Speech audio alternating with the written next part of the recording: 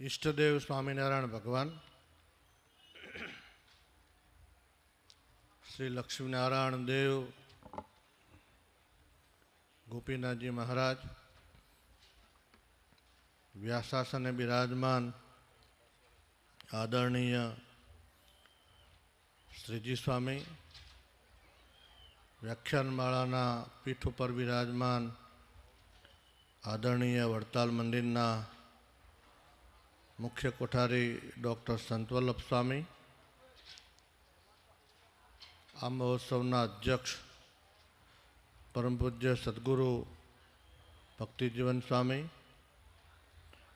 આદરણીય બાલકૃષ્ણ શાસ્ત્રી સ્વામી, મોહન સ્વામી, વિવેક સ્વામી,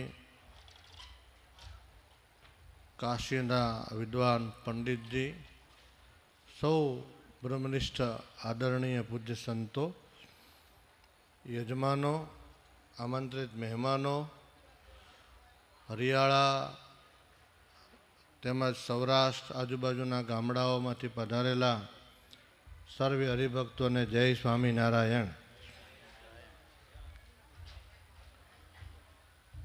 વ્યાખ્યાનમાળાની વચ્ચે સમયોચિત ની સંચાલકશ્રીએ વાત કરી, પણ એક જ મિનિટમાં હું વાત પૂરી કરી દઈશ. આટલું ભવ્ય દિવ્ય ભક્તિજીવન સ્વામીએ ઠાકોરજીનું મંદિર બાંધ્યું છે, ત્યારે આ રસ્તા ઉપરથી તો આ વડતાલનું નાકું ગણીએ ને તોય નાની, જે સૌરાષ્ટ્રમાંથી વડતાલ જનારા હોય લગભગ અહીંથી જ ચાલવાનું. અને અમે લોકો દભાણ ભણતા હતા, ઘણા બધા સંતો આ જ રસ્તો હતો, તરબૂચ લેતા જાય ને કાં મૂકતા જાય. ખેડાના તરબૂચ વખણાતા પહેલાં, ત્યારે ભક્તિજીવન સ્વામીએ એમ કહેવાય ને કે કચ્છના રણમાં વડલો ઉછેર્યો. આવા પછાત વિસ્તારમાં સૂકા વાતાવરણમાં આટલું ભવ્ય ભગવાનનું મંદિર બાંધ્યું અને એમના માધ્યમથી અનેક વિદ્યાર્થીઓ ભણ્યા. હું યાદ કરીશ અક્ષર નિવાસી અક્ષર સ્વામીને. આ બંને સંતોએ ઘણા બધા છોકરાઓને, વિદ્યાર્થીઓને રાજકોટમાં ભણાવ્યા અને આજે બી છેલ્લા શ્વાસ સુધી એમણે ભણાવવાનું જ કામ કર્યું છે.